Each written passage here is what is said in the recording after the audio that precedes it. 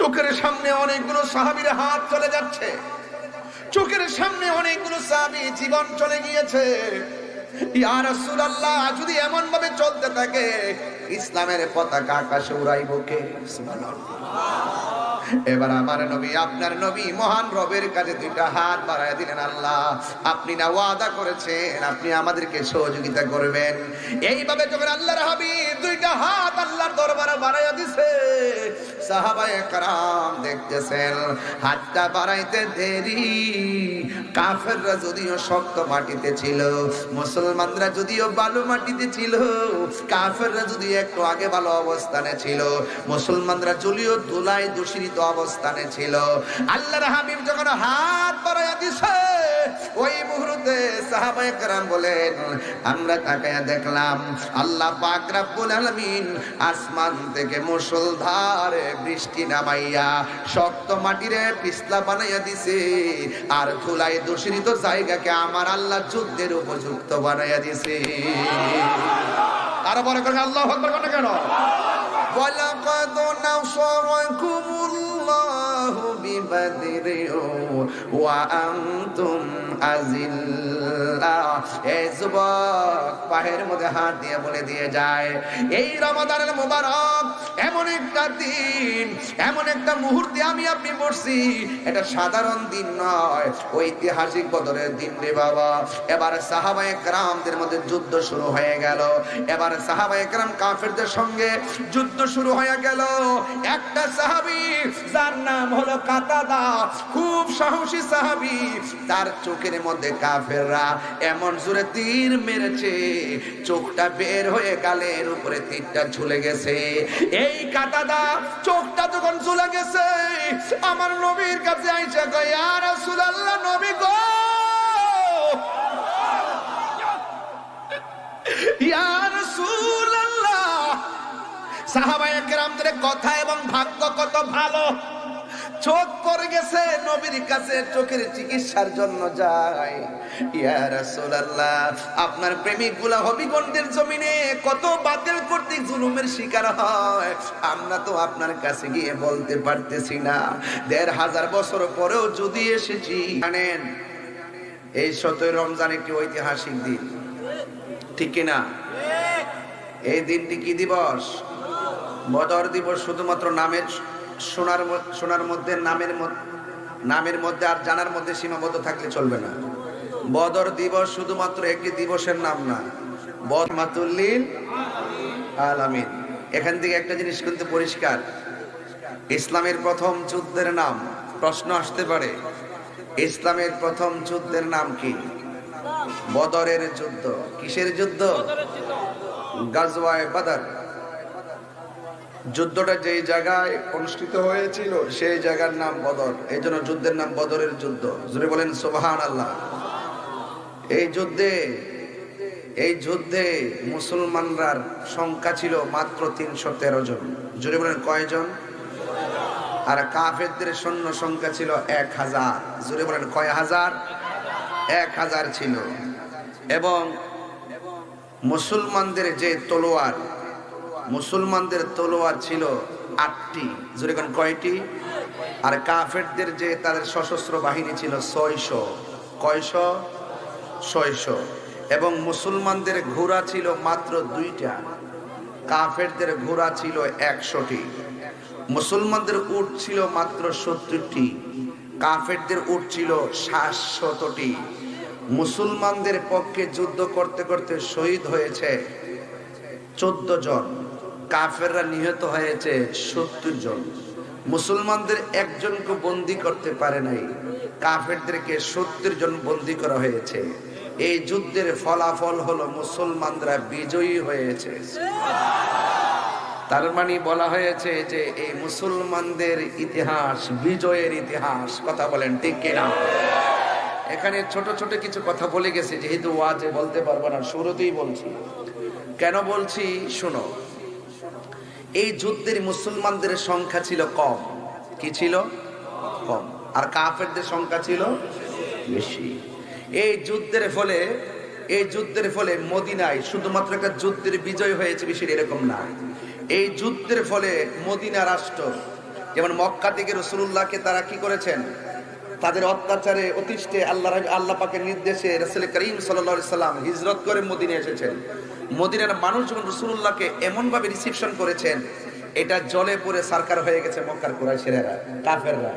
তখন এই জায়গার ভিতরে কিভাবে মুসলমানদের মাঝে একটি বিভাজন সৃষ্টি করা যায় এবং মুসলমানদের সেই ঐক্যকে কিভাবে বিনষ্ট করা যায়, তারা ছলে বলে কৌশলে মুসলমানদের রাজনৈতিক জায়গা, অর্থনৈতিক জায়গা, সামরিক জায়গা, চেতনার জায়গাগুলোকে ধ্বংস করার জন্য একটা ছক এঁকেছিল। কিন্তু মুসলমানরা এই যুদ্ধে জয়ী হওয়ার কারণে মদিনা রাষ্ট্রে রাজনৈতিক শক্তি অর্জন হয়েছে, অর্থনৈতিক শক্তি অর্জিত হয়েছে এবং ইসলামের যে চেতনা, সেই চেতনাটা ফিরে এসেছে। আপনি দেখবেন যেই কোনো যুদ্ধে যদি বিজয়ী হয়, বিজয়ী হওয়ার পরে যে চেতনা জাগ্রত হয়, আগামীর পথ উন্মোচন হয়। কথা বলেন ঠিক কিনা? তাইলে এই জন্য কাফেরদের যে সৈন্য সংখ্যা ছিল 1000, কাফেরদের সেনাপতি ছিল আবু জাহিল্লা। কে ছিল? আবু জাহিল্লা। তো এই জন্য যুবক ভাইয়ের আমার, এই যুদ্ধের মধ্যে দেখেন মুসলমানরা বিজয়ী হয়েছে। সংখ্যা কম ছিল না বেশি ছিল? কম ছিল। এরপর বিজয়ী হয়েছে। তার মানে বোঝা যায় যুদ্ধের জয় পরাজয় সংখ্যার উপরে নির্ভর করে না। যুদ্ধের জয় পরাজয় সংখ্যার উপরে নির্ভর করে না।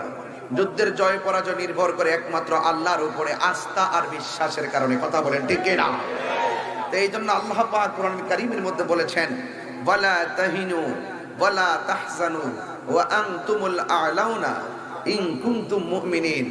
আল্লাহ পাক বলেছেন, নিরাশ হয়ো না, দুঃখিত হয়ো না, চিন্তাগ্রস্ত হয়ো না, হতাশ হয়ো না। বিজয় তোমাদেরই আসবে যদি তোমরা আমলদার হতে পারো। ঠিক না? আল্লাহ শর্ত হচ্ছে ইন কুনতুম মুমিনিন, যদি তোমরা মুমিন হতে পারো। বুঝেন বুঝেন বুঝেন, কি হতে পারো? মুমিন হতে পারো। তাহলে শিবির ভাই যে কথা বলছে যে ঈমান, ঈমানটা বড় সম্পদ, ঈমানটা বড় পাওয়ারফুল জিনিস। ঈমান যার থাকে তার উপরে স্বয়ং আল্লাহর রহমত থাকে। কথা বলেন ঠিক না বেঠিক? তাইলে বোঝা গেল যুদ্ধের জয় পরাজয় নির্ভর করে সংখ্যার উপরে, কিসের উপরে? আল্লাহর উপরে আস্থা আর অবিচল ভক্তি আর বিশ্বাসের উপরে। কথা বলেন ঠিক না? আল্লাহ বলছে তোমরা নিরাশ হয়ো না, বিজয় তোমাদেরই হবে যদি তোমরা মুমিন হতে পারো। আজকে দেখলাম ফেসবুকের পাতায় একই সাথে গাজা থেকে শুরু করে অনেকগুলো জায়গায় ইসরায়েল রমজান মাসেও বোমা মারছে, মুসলমানদেরকে একদম শেষ করে দিচ্ছে। কিন্তু তারা যতই শেষ করুক না কেন, সেই অনেক বছর আগ থেকে তারা যুদ্ধ করতে করতে ইসরায়েলের ফিলিস্তিনের ঘরে বাইরে ঢুকে গেছে। এরপরেও কি ফিলিস্তিনের মুসলমানদের স্পিরিট কি কমাইতে পারছে? কেন পারে না বলেন? এই মুসলমানদের অন্তরে বদরের চেতনা আছে। কিসের চেতনা আছে? সিরাজনগর দরবার শরীফ খানকায় বসে শুধু বিশ্বাসগিরি করে না, সংকটে দুর্যোগে বিভিন্ন চেতনার সময় বিভিন্ন ধরনের অপশক্তির বিরুদ্ধে রুখে দাঁড়ানোর জন্য সত্যের পথে আস্থা আর অবিচল রেখে মিথ্যাবাদীদের বিরুদ্ধে, কাযযাবদের বিরুদ্ধে রাজপথেও তাদের অবস্থান আছে না নাই? আছে না নাই? এই জন্য সিরাজনগর দরবার শরীফ কখনো বাতিলকে সহ্য করে না।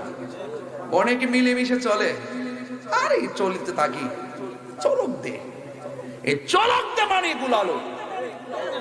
কথা কোন ঠিক না বেটি? যদি আগে থেকে যদি এই দর্শনটা তারা লালন করত, এই বাংলাদেশে একটা বেয়াদব আল্লাহর মাজার আক্রমণ করতে পারতো না। কথা বলে ঠিক না? এই সমস্ত মুনাফিকদের কারণে আজকে আমাদের সুন্নিদের উপরে তারা ওপেন কথা বলার সুযোগ পায়, আঘাত করার সুযোগ পায়। কথা বলে ঠিক না বেটি? বাঁচবেন না কেউ, এখনো সময় আছে। ঈমানি চেতনা লালন করেন। ধুই মাছ না সুই পানি, এগুলো করবেন না। গড্ডালিকা প্রভা, এগুলো বাদ দেন। এগুলো বাদ দিয়ে সত্যকে হৃদয়ে ধারণ করেন। বিপদ আমাদের উপরও কম নাই। আমি বলছি চুরি তো করি নাই, দুর্নীতি তো করি নাই, বাটফারি তো করি নাই, ঈমান চুরি তো করি নাই, গরু চুরি তো করি নাই। তো সুতরাং যারাই যত আক্রমণ করুক না কেন, বাঘের মতো লড়াই করে যেতে হবে। এটা বদরের চেতনা। এই চেতনা যখন হৃদয়ে থাকবে, স্বয়ং আল্লাহ আপনাকে সহযোগিতা করবে। কথা কোন ঠিক না বেঠি? এই জন্য লাল চক্ষুকে ভয় পাবেন না। আজকের দিনটা বদরের যুদ্ধ। ইসলামের ইতিহাসে কাফেরদের সাথে মুসলমানদের সর্বপ্রথম এই বিশ্বের মধ্যে কাফেরদের সঙ্গে মুসলমানদের সর্বপ্রথম সম্মুখ যুদ্ধ, সামরিক যুদ্ধের নাম বদরের যুদ্ধ। কথা বলেন ঠিক কিনা? আজকে যদি কিছু কথা না বলি হক আদায় হবে? এই হক আদায় হবে। এরপরে দেখবেন আমি কত সুন্দর একটি জায়গায় ঢোকার চেষ্টা করব। সবাই জবানটা খুলে বলি, ইজ্জত দেওয়ার মালিক কে? আরো জোরে, আরো জোরে। সাহায্য দেওয়ার মালিক কে? রমজান মাস, কষ্ট নিবেন না। এই মা অনেকে বলে রমজানে নাকি মাহফিল হয় না। দেখেন তো কত সুন্দর লাগে রমজানের মাহফিল। ম্যাক্সিমামদের মাথার মধ্যে টুপিও আছে, মারহাবা গো। এগুলো রমজানের বাইরে কিন্তু পাওয়া যায় না। এই জন্য রহমত চলছে, আলহামদুলিল্লাহ বলেন। তাইলে আমরা এই রমাদানুল মুবারকে ওয়াদাবদ্ধ হতে পারি, জীবন দিব কিন্তু ঈমান দিব। আর যারা জীবন দিতে পারি কিন্তু ঈমান দিব। সবাইকে একমত আছেন? কারা কারা একমত আছেন দুই হাত তুলে দেখাবে নিশ্চয়। নারায়ে তাকবীর, আলহামদুলিল্লাহ বলেন। আমি ওই বদরের প্রান্তরে গেছিলাম আমার আম্মাকে নিয়ে। আমি ওই পাহাড়টা দেখে আসছি, ওই বালুর জায়গাটা দেখে আসছি, যে জায়গার মধ্যে মুসলমানদেরকে সহযোগিতা করার জন্য আল্লাহ পাক ফেরেশতা নামাই দিয়েছিলেন। ওই জায়গাটা দেখে আসছি, যে জায়গার ভিতরে আবু জাহিলটাকে সাইজ করা হয়েছিল। এবং ওই জায়গাটা দেখছি যে জায়গাতে 14 জন সাহাবী যে শহীদ হয়েছেন তাদের নামের তালিকা লাগাই রাখা হয়েছে। সুবহানাল্লাহ, বুঝতে পারছেন? এবং যে যুদ্ধের যে মাঠের জায়গাটা দেখছি, উঁচা আর নেচা, উঁচা আর নিচা, বুঝতে পারছেন? এই জন্য কাফেররা কিন্তু শক্ত জায়গায় অবস্থান করছিল, আর মুসলমানরা যে জায়গায় অবস্থান করছিল এই জায়গাটা ছিল ধুলা। কি ছিল? ধুলা ছিল, ধুলা। কাফেররা কই দেখবেন যারা একটু বাটপাট টাইপের, এরা দেখবেন কৌশল কইরা তাদের ব্যবস্থাপনা বানায়। দেখবেন বিভিন্ন আমাদের দেশের মধ্যে দেখবেন এমন কি কিছু জায়গার মধ্যে এই বেয়াদবের রাসূলগুলো ক্যান্টনমেন্ট বানায় রাখছে, ঘাঁটি বানায় রাখছে, যেন এরা আমাদেরকে অ্যাটাক করতে পারে। কথা কোন ঠিক না বেডি? এটা অনেক আগের থেকেই চিন্তাধারা। এটাও গোড়ার দিকে পাইছে যে সুবিধাজনক জায়গায় একটা অবস্থা তৈরি করে রাখা, কিন্তু ওরা তো জানে না। আরে ইমানের নূর যেখানে, খুঁটি সেখানে। ঠিক কিনা বলে? বিল্ডিং এর খুঁটি থরথর করে ভেঙে যাবে, কিন্তু ইমানের খুঁটি ভাঙবে না। কথা বলেন ঠিক কিনা আমার ভাইয়েরা? এজন্য আল্লাহ পাক কোরআনের মধ্যে বলছেন, ইয়া আইয়ুহাল্লাযিনা আমানু, হে ঈমানদারগণ, ইযা লাকিতুম ফিআতান ফাসবুতু, যখন তোমরা, হে ঈমানদারগণ, যখন তোমরা তাদের মুখোমুখি হবে তোমরা অবিচল থাকবে। অবিচল কি থাকবে? অবিচল থাকবে। যখনই তোমরা কোন দলের সাথে মুখোমুখি হবে, ফিআত মানে দল, যখন কোন দলের সঙ্গে মুখোমুখি হবে মানে কি? হে ঈমানদারগণ, যখন কোন বেঈমানের সঙ্গে মুখোমুখি হবে, ফাসবুতু, তোমরা অবিচল থাকো। ওয়াজকুরুল্লাহ, আল্লাহকে স্মরণ করো। ওয়াজকুরুল্লাহ, আল্লাহকে স্মরণ করো। কাকে স্মরণ করো? আল্লাহকে। আচ্ছা বলেন তো, বিপদের সময় স্মরণ যদি করি আল্লাহকে, আমাদের আল্লাহর দয়া আছে না নাই? আরো জোরে আছে না নাই? আল্লাহ বলছেন, যদি এই অধিক পরিমাণে স্মরণ করতে পারো, লাআল্লাকুম তুফলিহুন, অবশ্যই তোমরা কি হবে? সফল কাম হবে। চিৎকার মেরে বলেন সুবহানাল্লাহ। তো এই রমজান মাসে 17ই রমজান মুসলমানরা ছিল রোজা, আর কাফেররা গায়ের মধ্যে তেল তুল মাইখাইছে, খায়াটা মোটামুটি ফাড়ার মতন হয়ে গেছে। হইলে কি গায়ের জোরের দাম বেশি না ইমানের জোরের দাম বেশি? আরো বড় করে বলেন না কেন? ইমানের জোরের দাম বেশি। এই জন্য আল্লাহ বলছেন, তোমরা যদি মুখোমুখি হয়ে যাও তাহলে তোমরা অবিচল থাকবা, শক্ত থাকবা, কিন্তু ভেঙ্গে পড়বা না। ভরসা করবা একজনের উপরে। জবান খুলে কোন তিনি কে? আল্লাহ। এতে কোনো সন্দেহ আছে? আমার যুবক ভাইয়েরা, এতক্ষণ আমি কথা বললাম, কথাগুলো খুব মোটিভেশনালি ভাবে আপনারা সবাই শুনলেন। অনেকগুলো তথ্য আমি আপনাদের কাছে জানালাম। আল্লাহ রাব্বুল আলামিন কোরআনের মধ্যে বলে দিয়েছেন, ওয়ালাকাদ নাসারাকুমুল্লাহু বিবাদরিন ওয়া আনতুম আযিল্লাহ। আল্লাহর সাহায্য ছিল যখন মুসলমানরা একটু দুর্বল ছিল। একদিকে হলো রোজা, আর একদিকে হলো বালু মাটি। যুদ্ধের ময়দানে কাফেরদের সংখ্যা হলো 1000, মুসলমানদের সংখ্যা হলো মাত্র 313 জন। যুদ্ধের ময়দান যখন যুদ্ধ শুরু হয়ে গেল, কাফেররা এই রমজান মাসে রোজা রেখে যুদ্ধের ময়দানে যাওয়ার পর সাহাবায়ে কেরামদেরকে আমার নবী ডাক দিয়ে কয়, আয় সাহাবীরা, তোমাদের যুদ্ধ করতে কোনো অসুবিধা হচ্ছে কিনা? সাহাবায়ে কেরাম বললেন, ইয়া রাসূলুল্লাহ, ওরা শক্ত বালুতে আছে, আমরা যেই জায়গার মধ্যে অবস্থান করেছি ওই চোখের সামনে সূর্যটা লাগে, আর ওরা যেই জায়গার মধ্যে দাঁড়াইছে তাদের পিছন দিক দিয়ে সূর্য ওঠে, চেহারার মধ্যে সূর্য লাগে না। আমার সাহাবীরা নির্ভীক ভাবে আমি নবীর নেতৃত্বে যুদ্ধের ময়দানে এসেছে। ওদের চোখের মধ্যে সূর্যের কারণে তীরের আঘাত দেখে না, পাথরের আঘাত দেখে না। আল্লাহর হাবিব যখন আল্লাহর কাছে ফরিয়াদ করলো, সাথে সাথে আমার আল্লাহ সূর্যের মুখের মধ্যে মেঘমালা দিয়া ছায়া দিয়ে দিয়েছে। এই সাহায্য এখনো আছে না নাই? আর যারা আছে না নাই? এবার আমার নবীর সাহাবীরা যুদ্ধ শুরু করলো। খুব মনোযোগ দিবেন, খুব মনোযোগ, একটা গুরুত্বপূর্ণ জায়গায় যাবো আপনাদেরকে নিয়ে ইনশাআল্লাহ। রাজি আছেন তো ইনশাআল্লাহ? ও বন্ধুরি, ও তুলিয়া খালের বাবারা, ডেমেশ্বরীর বন্ধুরা, আঞ্জুমানে সালিকিন বাংলাদেশ হবিগঞ্জ জেলার বন্ধুরা, যত জায়গা থেকে আপনারা এসেছেন, আপনারা জবান খুলে বলুন, রহমত দেওয়ার মালিক কে? সূর্যের মুখে মেঘমালা দিয়ে ছায়া দিয়েছেন কে? এরপরে আমার নবীর সাহাবীরা যুদ্ধ শুরু করলো। ওই মুহূর্তে আমার নবী সাহাবায়ে কেরামদেরকে ডাক দিয়ে, হ্যাঁ সাহাবীরা, তোমাদের কোনো অসুবিধা আছে? সাহাবীরা বলে, ইয়া রাসূলুল্লাহ, ঘোড়া দিয়ে দৌড় দিলে ঘোড়ার ধুলাবালির কারণে অন্ধকার দেখা যায়, অন্ধকারের কারণে তীরের আঘাত দেখি না, চোখের সামনে অনেক সাহাবীর চোখ চলে যাচ্ছে, চোখের সামনে অনেকগুলো সাহাবীর হাত চলে যাচ্ছে, চোখের সামনে অনেকগুলো সাহাবী জীবন চলে গিয়েছে। ইয়া রাসূলুল্লাহ, যদি এমন ভাবে চলতে থাকে ইসলামের পতাকা আকাশে উড়াইব কে? সুবহানাল্লাহ। এবার আমার নবী, আপনার নবী মহান রবের কাছে দুইটা হাত বাড়ায় দিলেন, আল্লাহ, আপনি না ওয়াদা করেছেন আপনি আমাদেরকে সহযোগিতা করবেন। এইভাবে যখন আল্লাহর হাবিব দুইটা হাত আল্লাহর দরবারে বাড়াইয়া দিছে, সাহাবায়ে কেরাম দেখতেছেন হাতটা বাড়াইতে দেরি।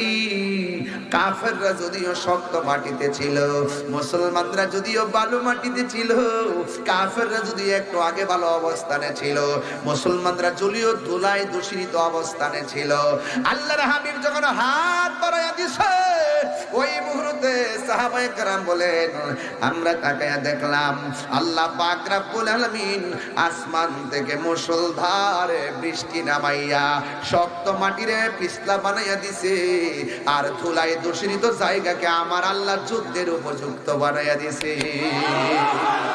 আর বড় করে আল্লাহু আকবার কোন কেন? ওয়ালাকাদ নাসারাকুমুল্লাহু বিবাদরিন ওয়া আনতুম আযিল্লা। এই যুবক পায়ের মধ্যে হাত দিয়ে বলে দিয়ে যায়, এই রমাদানের মুবারক এমন একটা দিন, এমন একটা মুহূর্তে আমি আপনি পড়ছি, এটা সাধারণ দিন নয়, ঐতিহাসিক বদরের দিন রে বাবা। এবার সাহাবায়ে কেরামদের মধ্যে যুদ্ধ শুরু হয়ে গেল। এবার সাহাবায়ে কেরাম কাফেরদের সঙ্গে যুদ্ধ শুরু হয়ে গেল। একটা সাহাবী যার নাম হলো কাতাদা, খুব সাহসী সাহাবী, তার চোখের মধ্যে কাফেররা এমন জোরে তীর মেরেছে, চোখটা বের হয়ে গালের উপরে তীরটা ঝুলে গেছে। এই কাতাদা চোখটা যখন ঝুলে গেছে, আমার নবীর কাছে আইসা কয়, ইয়া রাসূলুল্লাহ, নবী গো, ইয়া রাসূলুল্লাহ। সাহাবায়ে কেরামদের কথা এবং ভাগ্য কত ভালো, চোখ পড়ে গেছে, নবীর কাছে চোখের চিকিৎসার জন্য যায়। ইয়া রাসূলুল্লাহ, আপনার প্রেমিকগুলা হবিগঞ্জের জমিনে কত বাতিল কর্তৃক জুলুমের শিকার হয়, আমরা তো আপনার কাছে গিয়ে বলতে পারতেছি না। ১৫০০ বছর পরেও যদি এসেছি, আপনার নাম শুনলে আমাদের মন দিবানা হয়ে যায়। কথা বলেন ঠিক কিনা? জন্ম আমার নবীর যুগে হলে কেমন হতো, জোরে, জন্ম আমার নবীর যুগে হলে কেমন হতো।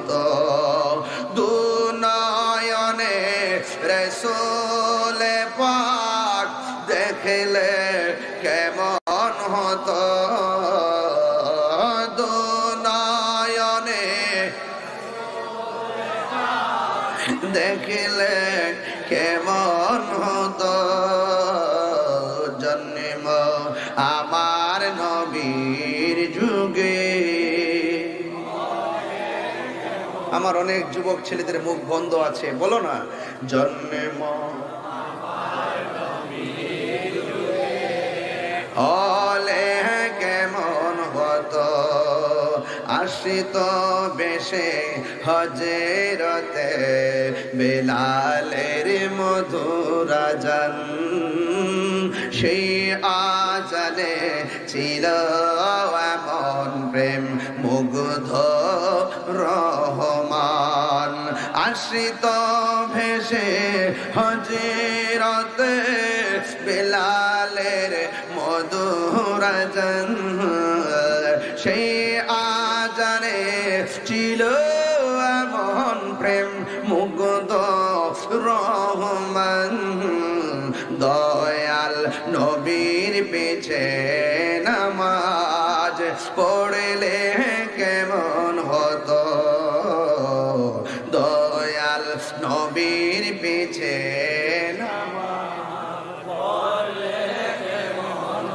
আসল কথা বলবো পড়ছি আমি নাতে রাসূল পাশে নূরের নবী আন-নবিয়্যু আওলা বিল মুমিনিনা মিন আনফুসিহিম যারা মুমিন তাদের জানের চাইতো আরো কাছে আমার রাসূল আছে না নাই আছে পড়ছি আমি নাতে রাসূল পাশে নূরের নবী নাতে রাসূল পড়লে রাসূল খুশি হয় না বেজার হয় নাতে রাসূল শুনে নবী দিলেন মুচকি হাসি ইবাদত করলে রাসূল খুশি হয় না বেজার হয় নবীর শানে গান গাইলে রাসূল খুশি হয় না বেজার হয় নবীর প্রেম হৃদয়ে ধারণ করলে রাসূল খুশি হয় না বেজার হয় আমার যুবক ভাইরা রাসূল আমাদেরকে দেখার ক্ষমতা আছে না নাই আছে আরে হবিগঞ্জ থেকে মদিনা অনেক দূরে মদিনা ওয়ালার জন্য দামেস্ক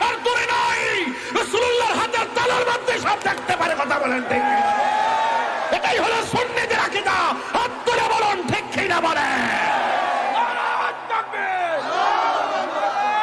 সালাম আহলে সুন্নাত ওয়াল জামাত আল্লাহু আকবার জোরে বলেন আমরা সেই রাসূলুল্লাহকে মহব্বত করতে চাই কি চাই না জানের চাইতে কম না বেশি আর জোরে বেশি হলে বেশির ভাব দেখাতে হবে শুধু খানকায় বসে থাকলে চলবে না হামজা জবর আ মিম জের মি নুন জবর না পড়বেন মুক্তব কিন্তু রাস্তা থেকে বেরিয়ে আইতিব রাজপথ কেরে জানেন এই কোরআনের যা যে কোরআন পড়তেছেন এই কোরআনের বিরুদ্ধে যদি কেউ কথা কয় আপনি খানকায় বসে থাকলে চলবে কোরআন যার উপর নাজিল হয়েছে সেই নবীর বিরুদ্ধে যদি কেউ কথা বলে আপনি কি খানকায় বসে থাকলে চলবে আল্লাহর বিরুদ্ধে কথা বললে চলবে তাহলে আমরা কি খানকায় বসে থাকলে চলবে দেখবেন কিছু কিছু বিশ্বাস আছে সমাজের ভিতরে মাঠে পাওয়া যায় না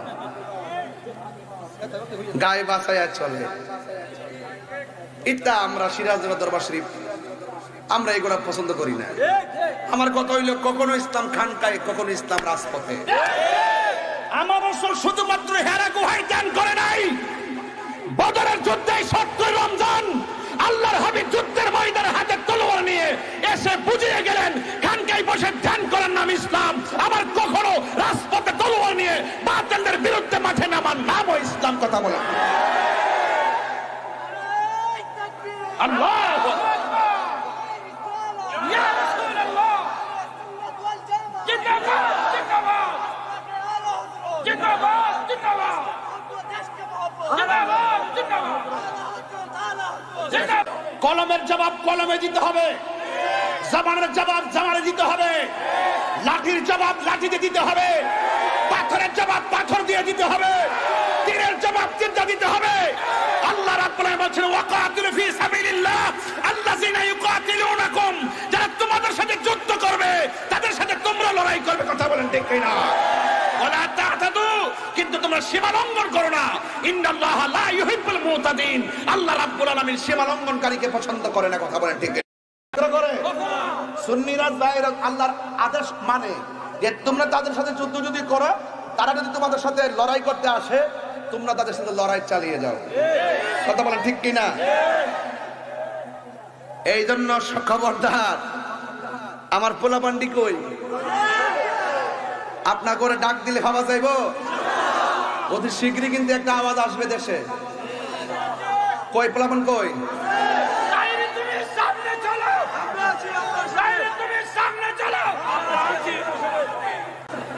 যে যেই দলই করেন, সুন্নিদের প্রশ্নে আমরা এক। কথা বলেন ঠিক কিনা? আমার বাপও যদি নবীরে গালি দেয়, আমি বাপ ছেড়ে দিব। কথা বলেন ঠিক কিনা? আমি বরদাস্ত করব না। মনে থাকবে, দল বড় না নবী বড়? নবীরে জানের সাথে মহব্বত করতে হবে। যে যে দলই করেন রেডি থাকবেন। আমরা দেখতেছি বাংলাদেশের অবস্থা। আল্লাহর ওলির মাজারে তারা শুরু করছে আক্রমণ। 89টা প্রসিদ্ধ মাজারের মধ্যে আক্রমণ করছে। সর্বমোট প্রায় 300-র মতো মাজারের মধ্যে আক্রমণ করছে। ধর্ম উপদেষ্টা শুনলাম বলছে এদেরকে বিচার আওতায় আনা হবে। আরো 200 ভাঙ্গা লোক। এটা দায়িত্বশীলদের কথা না। ওনার উচিত ছিল বিগত দিনে যেগুলো বাংছে সবগুলোর আইনের আওতায় আনতো, তাইলে ভবিষ্যতে বাংতো না। নয় আর সই দিয়ে চেয়ার ধরে ধান দিত না। স্বজন প্রীতি করতেছেন আপনার দলের জন্য, আমাদের জন্য কি করতেছেন? গোড়ার ডিম করতেছেন।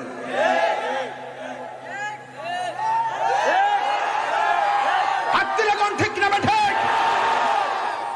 শুকনা কথায় সিরা ভিজবে না, পানি লাগবে। পানি লাগবে কিনা? আমরা মাজার আক্রমণ করব, এরপরে ওই আমরার উপরে গায়ে ফিরে চক্র বাঁধাইব। এটা কি বদরের শিক্ষা নাকি? বদরের শিক্ষা হইলো যদি লাইমা জায়গা তোমাদের বিরুদ্ধে তোমরা নামো। আল্লাহর হাবিব শুধুমাত্র সাহাবাদেরকে পাঠাইছে না, নিজে তলোয়ার নিয়ে মাঠে নামছে। আমরা যদি হবিগঞ্জ আইসা বলে আপনারা কি করে পলাই থাকবেন? রেডি থাকেন। এই হবিগঞ্জের ভিতরে আমাদের সুন্নিয়তের বিভিন্ন মার্কাজকে দখল করার জন্য পাইতারা চলতেছে। আমি প্রশাসনকে জোর দাবি জানাই দিছি, আবারও কয়েকটা নিউজ পাঠাইছি। যদি এরকম জোরাজুরি করে, তাহলে ইনশাল্লাহ জোরাজুরি করলে জোরাজুরি চলবে। কথা বলেন ঠিক হবে? ঠিক কিনা বলেন? আমরা কাহার উপরে পরে কিছু বলবো না। যদি আমাদেরকে গায়ে এসে পরে, আমরা কিন্তু ছাড়বো না। তবে এখন কথা বলি না মনে করছেন আমি কি কথা বন্ধ করছি? আমি কি কথা বন্ধ করছি? আমি কি বন্ধ করি না? বেড়া খবরদার, এগুলা কারবালার চেতনা। সংখ্যা 72, এরা হাজার হাজার। 72 বিজয়ী হয়েছে, 313 ওরা 1000, 313 জয়ী হয়েছে।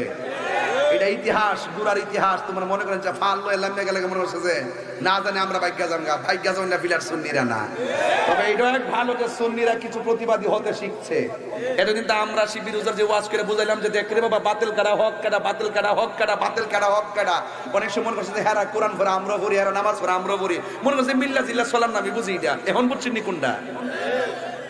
যারা ইসলাম আনছে এই দেশে, ওই আল্লাহর ওলির মাজার ভাঙ্গা লাওয়ার জন্য গেছে। এটা কি মেনে নেওয়া যাবে? মেনে নেওয়া যাবে? সিন্নি খাইলা কার দ্বারা, মুল্লা চিনলা না। কথা কোন ঠিক না বেটি?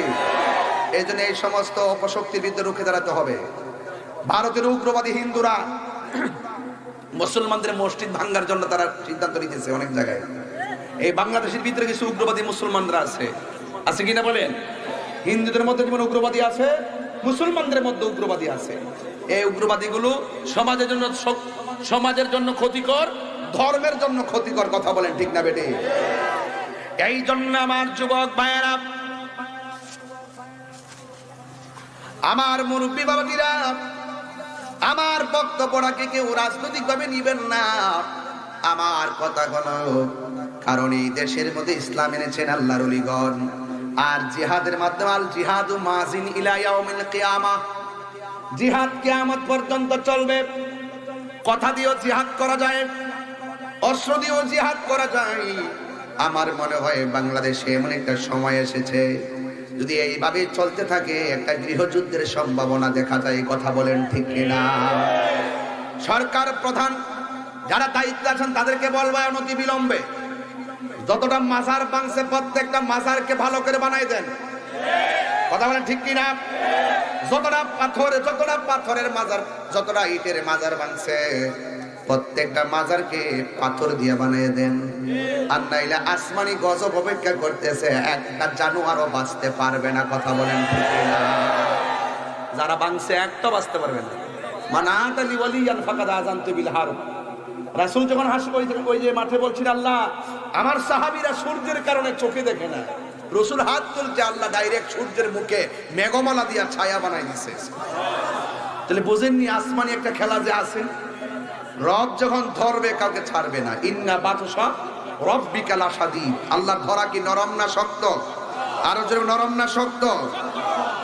এই জন্য আল্লাহ রাব্বুল আলামিন বলেন, ওয়াকাতিলু ফি সাবিলিল্লাহিল্লাযীনা ইউকাতিলুনাকুম ওয়া লা তা'তাদু ইন্নাল্লাহা লা ইউহিব্বুল মু'তাদিন।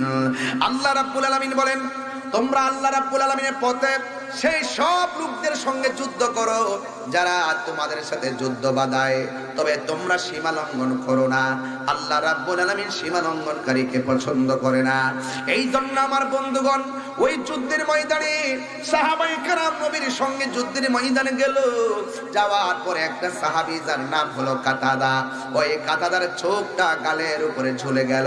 ওই মুহূর্তে আমার নবী সাল্লাল্লাহু তাআলা আলাইহি ওয়াসাল্লামকে ডাক দিয়ে, ইয়া রাসূলুল্লাহ, ইয়া হাবিবাল্লাহ, আমার চোখটা জ্বলে গেছে, মেহেরবানি করে আমার চোখটা ভালো করে দেন।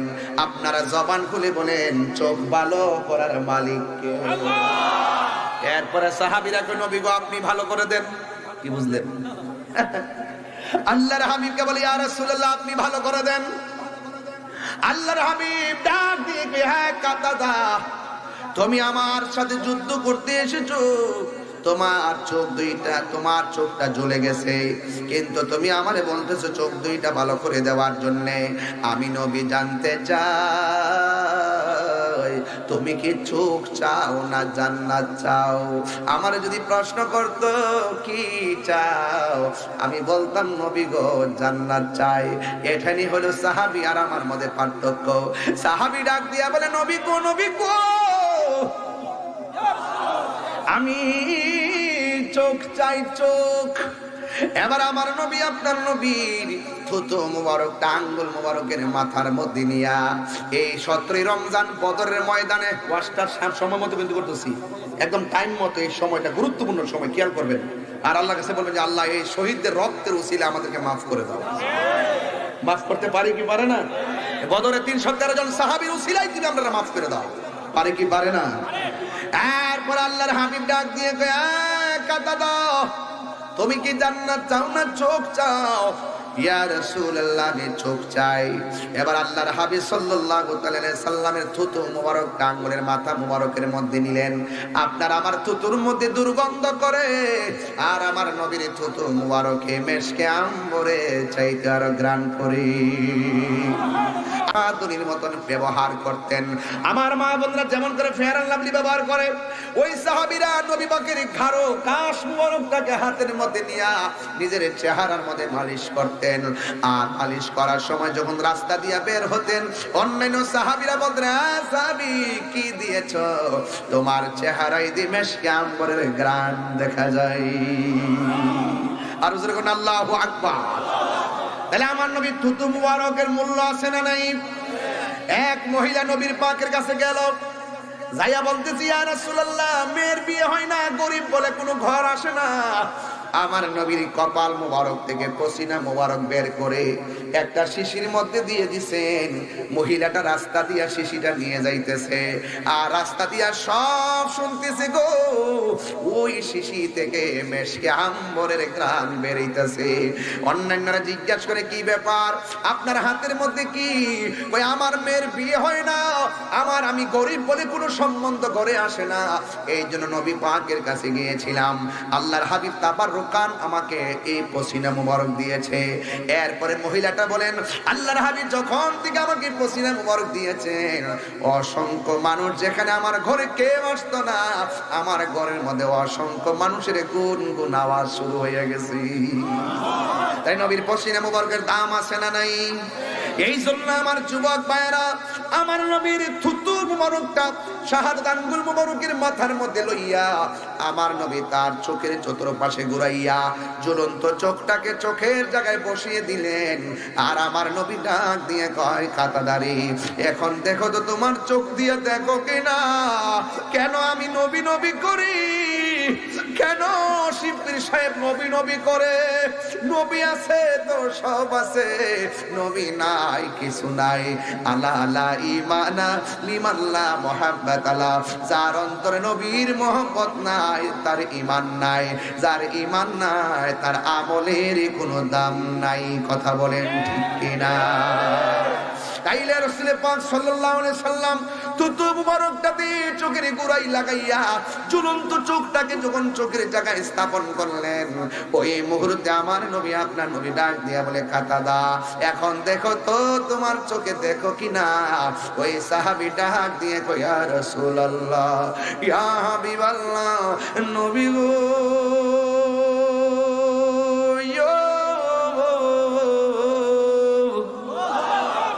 ও মায়ার নবীজি, ওয়াল্লাহি তাল্লাহি বিল্লাহ, আপনি যখন আমার ঝুলন্ত চোখটা চোখের জায়গায় লাগাইয়া দিয়েছেন, আমার চোখটা আগের চাইতে আরো সুন্দর ভালো হয়ে গেছি। আর জোরে জোরে কন্যা আল্লাহু আকবার। ও গো নবী, প্যারা নবী, তোমারই দরবার যে গিয়েছে একবার, যেতে চায় বারবার। দু জাহানে চলে নবী তোমার জমিদারি, দু জাহানে চলে নবী তোমার জমিদারি। আল্লাহ সব কিছুর মালিক, তুমি বন্টনকারী, আমরা নবীর ভিখারি। বলুন কার ভিখারি? তোমার ক্ষমতা চলে আসমানে, শুধু জমিনে নয়। তোমার ইশারায় মাগরিব হতে উল্টায় আসর হয়, তোমার ইশারায় মাগরিব হতে উল্টায় আসর হয়। তোমার মুজিজার কথা কি শেষ করিতে পারি? তোমার মুজিজার কথা কি শেষ করিতে পারি? খেজুর গাছের ডাল হয়ে যায় ধারালো তরবারি। নবীর মুজিজা বললে সারা রাত বলেন যাইব। একদিন ওয়াজ করব হবে কিন্তু শুধু নবীর মুজিজা। এখান তো একটা মুজিজা বললাম, থুতু দিয়ে চোখ লাগাই দিয়েছে। এখন গজলটার ভিতরে প্রায় 5টা মুজিজা কইলাম। হুজুর কোন সুবহানাল্লাহ। তোমার ক্ষমতা চলে আসমানে, মানে কি? আঙ্গুল মুবারকের ইশারা ফিরে বাগলা কোথা থেকে লেগে বস না বইছি, বই দিছি না তো। অনেক কষ্ট করছে ওই একবার করোনার কারণে ভাই মিস হয়েছে, কয়েকবার এই দুর্যোগের কারণে মিস হয়ে গেছে। এলাকার মানুষগুলো তার প্রতি ক্ষুব্ধ ছিল। আসলে উনিও আমার দাওয়াত করছিল, আমি দাওয়াত রাখছিলাম। এখন দেশের সিচুয়েশনে করোনার কারণে অনেক সময় ব্যস্ত লাগছে। তবে আজকের যে মাহফিলটা আমার কাছে মনে হইতেছে দীর্ঘদিন পরে মানে শান্তি পরিবেশে এত রাত্রে ওয়াজ করতেছি, খুব শান্তি লাগে। ওই দিন একটা মিরপুর করছিলাম, এটাও ভালো লাগছে, একটা নিরিবিলি নাকি। আমরা উই আর টু ব্রাদার। হ্যাঁ, এই যে প্যাকেজ তো মারহাবা কর। আমরা মনে করেন যে বাতিলের বিরুদ্ধে একটা প্যাকেজ, একবারে বুলেটের সামনে দুজন দাঁড়ায় যাবো। কথা কোন ঠিক যাবে? সাথে থাকেন, এত সহজ না। সুন্নিয়ত ধরে রাখতে হবে, সুন্নিয়ত ধরার লড়াইয়ে কাজ করতে হবে। কথা বলেন ঠিক না? আঞ্জুমানে সালেকিন মানে কি জানেন? এই আঞ্জুমানে সালেকিন এই প্রেমিক গুলারে এক জায়গায় আনার মূল কারণ কি জানেন? বাতিলদের বিরুদ্ধে একটা ক্ষেপণাস্ত্র বানানো। কথা বলেন ঠিক না বেঠিক? এবং যেই লোকটা এই সংগঠনের সাথে জড়িত হবে, এদের কি অবস্থা জানেন হবে? এদের ঈমান, আমল, নীতি, নৈতিকতা, চরিত্র, আদর্শ দেখবেন কোনো দিক দিয়ে টুকা দিয়ে লড়াইতে পারতেন না। এক কথার মানুষ হবে, কারণ ওরা বয়স বেশি তো এর লাগে জিকির হইতো নি কেউ আসেনি সবাই ইনশাল্লাহ। তোমার ক্ষমতা চলে আসমানে, শুধু জমিনে নয়। মানে কি? নবী দুনিয়ায় আঙ্গুল মোবারকের ইশারায় আকাশের চাঁদ 2 ভাগ করে ফেলাইছে। সুবহানাল্লাহ। মানে কি বুঝতেছেন তো? গজলটার ভিতরে কয়টা মুজিজা আছে? তোমার ক্ষমতা চলে আসমানে শুধু জমিনে নয়, তোমার ইশারায় মাগরিব থেকে উল্টা আসর হয়, মাগরিব থেকে উল্টা আসর হয়, সূর্য যায় ডুবে গেছে গা। মৌলা আলী রাদিয়াল্লাহু তাআলার জন্য আল্লাহর হাবিব সাল্লাল্লাহু আলাইহি ওয়াসাল্লাম আবার সূর্যকে ইশারা দিয়া আসর জাকাত এনে মৌলা আলীকে নামাজের জন্য সুযোগ করে দিয়েছেন। আর এই গজলগুলো যখন গাই, আপনারা কোন গান গাই অনেকে বুঝেন না, বুঝেননি। আর যেগুলো আমার আমি গান গাই এটা করি আসলে হেরা আমার মতো পারে না তো।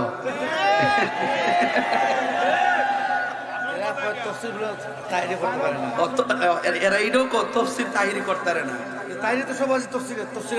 এরা তো ভাই আসলে কি জানেন, এরা 2 ঘন্টার ভিতরে মাত্র 1.5 মিনিটের যে কাটসাট বক্তব্য আছে না, ওরা এইগুলোই শুনে মনে করে তাহিরি মানে পুরা ওয়াজি বুঝি কি করছে। অথচ ওয়াজের শুরু থেকে আমার 1 ঘন্টা পুরো একাডেমিক আলোচনা থাকে, এরপর আমি আনুষঙ্গিক আলোচনায় যাই, এরপর একটি আয়াতের সাথে হাদিসের সাথে খুব সুন্দর নাতে রাসূল মিল আছে। আমি এটা খুব সুন্দর ফলো করেছি, মাশাআল্লাহ। এই দেখছেন নি, আমি ওয়াজের শুরুতে বলছিলাম কোটি কোটি সুন্নি জনতার প্রেরণার বাতিঘর। এই যে দেখছেন নি, আমার বলতেছে আয়াত ঠিক আছে, হাদিস ঠিক আছে, আবার ওয়াজের আলোকে গজলও ঠিক আছে, এইটার নাম হলো প্রেরণা। এই কথাটার দ্বারা সামনে আরো অ্যাডভান্স হবে ইনশাআল্লাহ। কথা বলেন ঠিক না বেঠে? তোমার কষ্ট আছে আর এর ফান্টান দেন না খাইতো, হ্যাঁ এটা কই দিব, এটা কই দিব। তোমার ক্ষমতা চলে আসমানে শুধু জমিনে নয়, তোমার ইশারায় মাগরিব হতে উল্টা আসর হয়, তোমার মুজিজার কথা কি শেষ করিতে পারি, তোমার মুজিজার কথা কি শেষ করিতে পারি, খেজুর গাছের ডাল হয়ে যায় ধারালো তরবারি, আমরা নবীর ভিখারি, আমরা নবীর ভিখারি, আমরা কার ভিখারি, আমরা কার ভিখারি, আমরা নবীর ভিখারি। ও গো নবী প্যারা নবী তোমারি দরবার। মদিনা গেছেন নি কেউ? আসেন এখানে? মদিনা গেছেন কেনা? এই যে মদিনা যাওয়ার ফাটি অনেক আছে মাশাআল্লাহ। মদিনার সুন্দর নিয়েও বাজান, হ্যাঁ মদিনা বহুত সুন্দর। মদিনা দিকে যাওয়ার পথে গেছেন? মাশাআল্লাহ, মদিনা অনেক সুন্দর। সব বলিব কিন্তু তোমায় বলতে পারি না, ঠিক না? মদিনা থেকে 130 কিলোমিটার দূরে হলো বদরের প্রান্তর, বুঝতে পারছেন? 80 মাইল, 80 মাইল না 80 মাইল। তাইলে যাওয়ার পথে একটা কূপ আছে, এই কূপের নাম হলো বীরে শেফা। কি বলছি হ্যাঁ কি বলছি? বীরে শেফা। ওই যুদ্ধ থেকে ফেরার পথ, আমি পরের কথার আগে বলি কে লিগে মনে হয়ে গেছে এজন্য। তো ওই বীর শেফার প্রান্তরে এসে সাহাবায়ে কেরাম খুবই তৃষ্ণার্ত। সাহাবায়ে কেরামের যখন পানির প্রয়োজন হলো, রাসূল পাক বললেন তোমরা এই কূপ থেকে পানি পান করো। এরপরে কূপ থেকে পানি নেওয়ার পরে সাহাবায়ে কেরাম বললেন ইয়া রাসূলুল্লাহ, এই কূপের পানি তো লবণাক্ত লাগে এবং তেমন টেস্ট লাগে না, কেমন কেমন জানে লাগে। আরেক রিওয়ায়াতে আমি পাইছি যে সাহাবায়ে কেরাম এই দিক দিয়ে আসার পথে হয়তো তারা তৃষ্ণার কারণে এই কূপ থেকে পানি পান করতে পারে, এই জন্য কাফেররা শত্রুতামি করে সেখানের মধ্যে অনেক ধরনের মানে মৃত্যুবরণ যেন করে সেরকম উপাদান তারা মিশিয়ে রাখছে, এবং পানির কালার চেঞ্জ হয়েছে, স্বাদ চেঞ্জ হয়েছে, এবং বিভিন্ন অনিষ্ট হওয়ার সম্ভাবনাময় ছিল। কিন্তু আল্লাহর হাবিব যখন ওই কূপের মধ্যে থুতু মুবারকটা দিলেন, সুবহানাল্লাহ কইতেন না? কি দিলেন? থুতু মুবারক দেওয়ার পরে বললেন সাহাবীরা তোমরা খেয়ে নাও। যখন সাহাবায়ে কেরাম পরবর্তীতে পানি পান করতে গেলেন, সাহাবায়ে কেরাম বলেন ইয়া রাসূলুল্লাহ, এত স্বাদের পানি হাদিস শরীফের মধ্যে দেখলাম এই পৃথিবীর মধ্যে সবচাইতে বিশুদ্ধ এবং স্বাদের পানি জমজমের পানি, আর 2 নম্বর সবচাইতে মর্যাদাবান তাৎপর্যপূর্ণ পানি হলো বীরে শেফার পানি। জোরে কোন সুবহানাল্লাহ। আমি আম্মার নিয়ে গেছি, ওখানে আমার আম্মার নিয়ে গেছি, যাই এটার পাশে ছোট্ট একটা ঘর আছে, নামাজ পড়ছি, আম্মু পড়ছে। আমরা এই সাদা যে ক্যান্টিন আছে ছোটগুলো, এইগুলো দিয়া নিজে একবারে খায়া টায়া ক্যান্টিনটা বইরা এবার বাংলাদেশও নিয়ে এসেছি, যেরকম না মার হাবাগন। আর এত স্বচ্ছ পানি, কি যে মজা, মার হাবা বলবেন না? এই পানিটা পান করলে আপনার রোগ শেফা হয়ে যায়। আর সবচেয়ে বড় কথা হলো, আমার রাসূল পাকের থুতু মুবারক দেওয়ার সাথে সাথে পানিটা স্বচ্ছ হয়ে গেছিল। এর চাইতে সৌভাগ্য কি আর কিছু হতে পারে? শুধু হজ করতে যাবেন, হজ কাদের সাথে করতে যাবেন? জানগা যার সাথে এর সাথে মন সাথে জানগা। হজ করতে যাবেন তাদের সাথে যারা পিওর সুন্নি, তাদের সাথে গেলে এই ঘটনাগুলো আপনাদেরকে শিখাইবে গাড়িতে বসে বসে, এবং ওই জায়গাতে আপনাদেরকে নিয়ে যাবে। অনেকে যা শুধুমাত্র একটু আনুষঙ্গিক কইরা দেখায় নিয়ে আসে, এই জায়গাগুলোতে নেয় না। অন্তত পক্ষে 10,000 টাকা বাড়াইয়া নিয়ে হলো এই জায়গাগুলো সবারে ঘুরায় মাছ দাঁড়িয়ে দেখাইবেন। এইগুলো কিন্তু অনেক প্রেরণা পাওয়া যায়। কথা বলেন ঠিক না ঠিক? এই জন্য আমার যুবক ভাইরা, এই বীর শেফার পানি, এটা হলো এমন একটা পানি, বীরুন মানে কূপ, বুঝতে পারছেন? আর শেফা মানে আরোগ্য। এই কূপের পানি যখন আপনি পান করবেন, রাসূল পাকের থুতু মুবারকের বরকতে আপনার সেই রোগ বিমার গুলো শেফা হয়ে যেতে পারে কি পারে না? পারেনি। এরপরে আমার নবীগণ, আমার নবী, আপনার নবী রহমাতুল লিল আলামিন, ওই যুদ্ধের ময়দানে যুদ্ধ শুরু হয়ে গেল। এরপরে আমার নবী তার চোখটা ভালো করে দিলেন, থুতু মুবারক লাগাইয়া দিলেন। এইভাবে যুদ্ধ চলতেছেন। এরপরে আল্লাহর হাবিব আল্লাহর ডাক দিয়ে কই, আল্লাহ, আমার সাহাবায়ে কেরাম যেভাবে শহীদ হয়ে যাচ্ছে, আল্লাহ আপনি মেহেরবানি করে সহযোগিতা করুন। আল্লাহর হাবিবের কথা মোতাবেক আল্লাহ রাব্বুল আলামিন নবীকে সহযোগিতা শুরু করলেন। কাফেরদের পক্ষে একটা জিন নামছে, কিন্তু দেখা গেছে অযুবক দুষ্ট জিন নেমেছে। আর মুসলমানরা নবীকে ডাক দিয়ে, ইয়া রাসূলুল্লাহ, এদের যেইভাবে আমাদের সামনে আসতেছে, আমাদের দ্বিগুণ তাদেরকে দেখা যায়। এখন আমরা কি করব? যুদ্ধ চলতেছে। এখন রমজান মাস, 17ই রমজান। আল্লাহু আকবার কর না কেন? আরো জোরে বলে আল্লাহু আকবার, আরো জোরে বলে আল্লাহু আকবার। আমার নবী, আপনার নবী রাহমাতুল লিল আলামিন আল্লাহকে যখন ডাক দিয়ে বললেন, আল্লাহ মেহেরবানি করে গো আমার সাহাবায়ে কেরামদেরকে সহযোগিতা করুন। এবার আল্লাহর পক্ষ থেকে সহযোগিতা এমন ভাবে আসা শুরু করলো। সাহাবায়ে কেরাম বললেন, আমরা এতক্ষণ যুদ্ধ করতে সামনে যেতে পারি না, ওরা আমাদেরকে এমন ভাবে অ্যাটাক করে। কিন্তু আমার নবী দুইটা হাত বাড়ায় দেওয়ার পর এমন ভাবে আসমানি সাহায্য চলে আসতেছে। আমরা যখন কাফেরদেরকে গলার মধ্যে কূপ দিতে যাই, আমরা তাকে দেখি, আমরা কূপ দেওয়ার আগে কাফের কল্লা আলাদা হয়ে যায়। আর বড় করে কন্যা আল্লাহু আকবার। আসমানি ওই যে আবাবিল পাখির মতন, ওই যে খানায় কাবা রক্ষা করছি না আমার আল্লাহ পাকের আসমানি প্রোটেকশন। এই প্রোটেকশন এখনো আছে না নাই? অনেকে বুঝে না আর কি, চলতেছে, কিন্তু চলতেছে না, চলতেছে। এই জন্য আমার যুবক ভাইরা রহমাতুল লিল আলামিনের রহমতের দুইটা হাত মুবারক তুলে দিছে। আর সাহাবায়ে কেরাম কাফেরদের সঙ্গে যুদ্ধ শুরু করে দিয়েছে। এবার শুধু তাই নয়, আমার নবী পাকের হাত মুবারকের মধ্যে বালু মুবারক নিলেন। এই বালু মুবারক গুলো নিয়ে আল্লাহর হাবিব কাফেরদেরকে যখন নিক্ষেপ করেন, প্রত্যেকটা বালু কণা তীর হইয়া কাফেরদেরকে আঘাত করেছে। আল্লাহ বলে, ও বন্ধু, যুদ্ধের ময়দানে আপনি যা মেরেছেন সব আমি আল্লাহই মেরেছি। জোরে কন্যা সুবহানাল্লাহ। রহমতে আলম নূরে মুজাসসাম, রহমতে নূরে মুজাসসাম, সাহাবীরা আতর বানায় ওই নবীজির ঘাম বলো না, সাহাবীরা আতর বানায় গাম। চিনো জানো মানো কেমন আমার নবীজি, চিনো জানো মানো কেমন আমার নবীজি। তারকারাজি তোমরা আরো শুনবানি সুন্দর কাহিনী, আরো শুনবানি সুন্দর কাহিনী। জান্নাতের রুমে রুমে লেখা নবীর নাম বলো না, জান্নাতের রুমে রুমে লেখা নবীর নাম বলো না। রহমতে নূরে মুজাসসাম, রহমতে বক্স থেকে সরো। নূরে মুজাসসাম সাহাবীরা আতর বানায় ওই নবীজির ঘাম বলো না সাহাবীরা আতর বানায় ওই নবীজির ঘাম জোরে জোরে কি আল্লাহু আকবার বলা যাবে না হায়রে ও আমার যুবক যুবক আল্লাহ বলেন ইজতাকুলু লিল মুমিনিনা আলা ইয়াকফিয়াকুম আইয়ুমিদ্দাকুম রাব্বুকুম বিসালাসাতি আলাফিম মিনাল মালাইকাতি মুনজালিন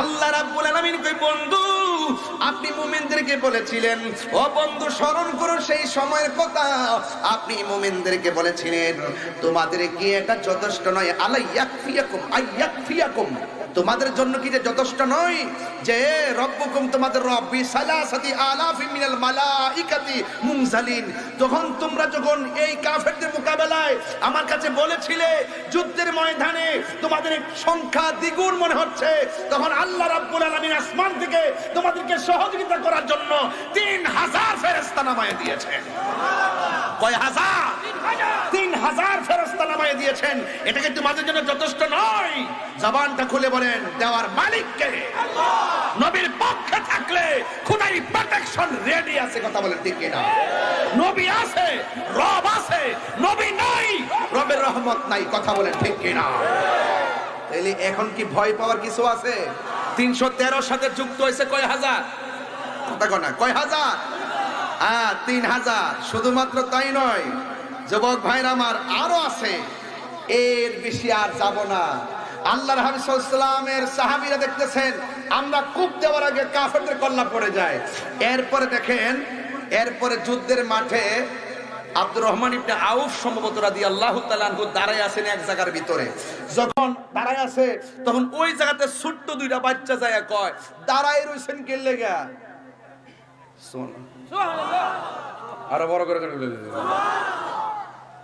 এই ছোট্ট দুইটা বাচ্চা কিন্তু নবী পাকের সঙ্গে কিন্তু যুদ্ধের মাঠে আসছে না ডাক দিয়ে কইছে দাঁড়াই দেখেন না আবু জাহিলরা দেখছেন নি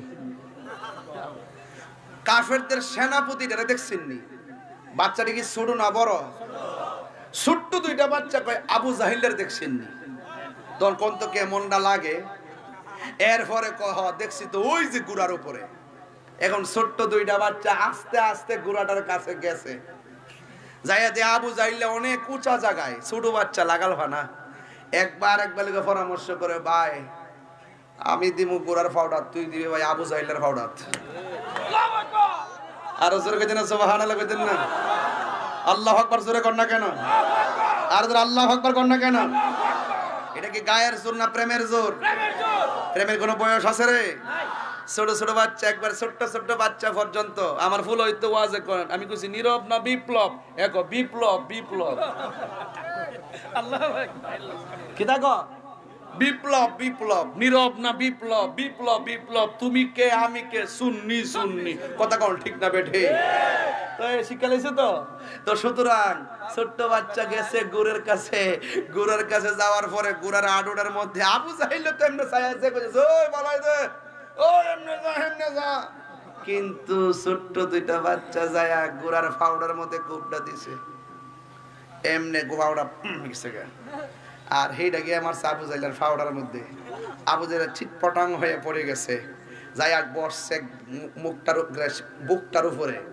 বৈশা একদম সাইজ করতেছে ওই সাহাবী দৌড়ায় গেছে দুইজনের ছোট মানুষের গ্রুপ না পরে তিনিও যাই একটু সহযোগিতা করলেন এই ছোট্ট দুইটা বাচ্চার কাছে অত বড় সেনাপতি ছোট্ট একটা মশার কামড়ের মধ্যে নমরুদ্দা ফেরাউনে ওই নীল নদের মাঝখানে দেখেন তো আল্লাহ পাক ইতিহাসটা তাকায় দেখেন তো যারা জালেম যারা জুলুম যারা অত্যাচার করেছে যারা অবিচার করেছে যারা খুন করেছে যারা গুম করেছে যারা মানুষকে ঠকিয়েছে যারা মানুষের উপরে জুলুম করে যারা হককে দাফন করার জন্য চেষ্টা করে যারা মানুষের অধিকারকে লুণ্ঠন করে এবং যারা সত্যিকার হককে লুণ্ঠন করা আর দাফন করার জন্য ষড়যন্ত্র করে ইতিহাসটা তাকায় দেখেন নমরুদ্দা